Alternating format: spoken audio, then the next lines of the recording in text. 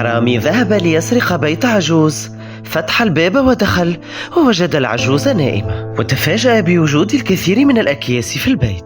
أخذ يبحث عن شيء ثمين ليسرقه، فوجد مصباحا قديما عليه الكثير من الغبار، فأخذه وحكه وحكه وحكه، فخرج له مارد المصباح وقال: شبيك لبيك، خادمك بين يديك. أريد 1,000,000. فأتى المارد بليمون. ماذا؟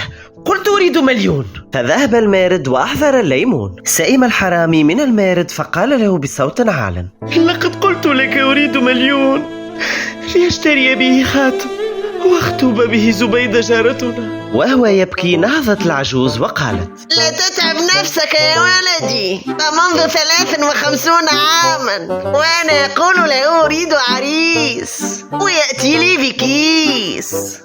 اذهب أنت حر. ذهب المارد وأتى بهر.